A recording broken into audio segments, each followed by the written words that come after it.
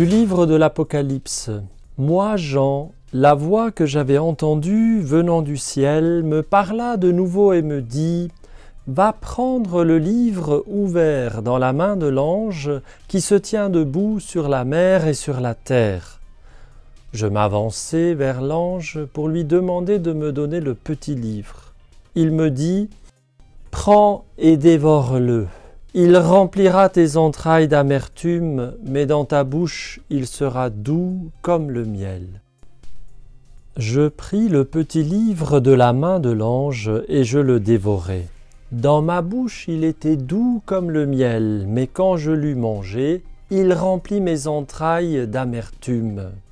Alors on me dit « Il te faut de nouveau prophétiser sur un grand nombre de peuples, de nations, de langues et de rois. » Jean, le visionnaire de l'Apocalypse, est invité à dévorer, manger un petit livre.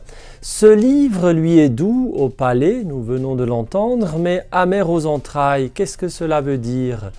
Le message que Dieu nous donne à travers l'Évangile, à travers la prédication des apôtres, est un message qui d'abord est doux, mais dans un second temps, nous nous rendons compte, quand on essaie de le digérer, de l'assimiler jusqu'au bout, qu'il est aussi amer, c'est-à-dire qu'il implique aussi un aspect douloureux, quelque chose qui va faire mal, comme un enfantement dans les douleurs.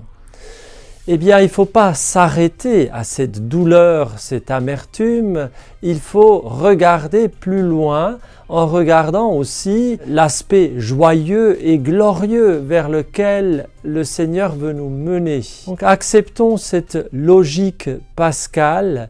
D'abord, nous recevons un message dans la joie, c'est Marie qui reçoit l'annonce de l'ange Gabriel qu'elle sera la mère du Fils du Très-Haut. Ensuite, un passage plus difficile, plus douloureux, où c'est la confrontation entre le péché qui nous habite et qui habite ce monde et la sainteté de Dieu. Et c'est le passage de la croix. Mais ensuite aussi la joie de la résurrection, la gloire de l'ascension, la gloire de la Pentecôte.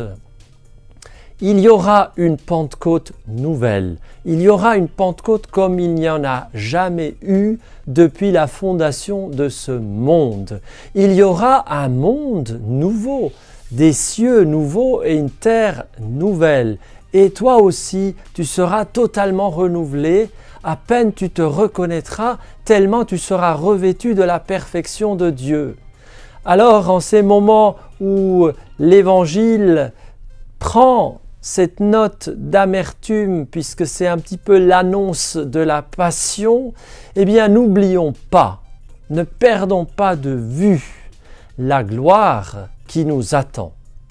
Seigneur, viens fortifier l'espérance ferme dans mon frère et ma sœur que la victoire, la gloire, la joie, l'amour dont nous jouirons éternellement dépasse tout ce que nous pouvons imaginer.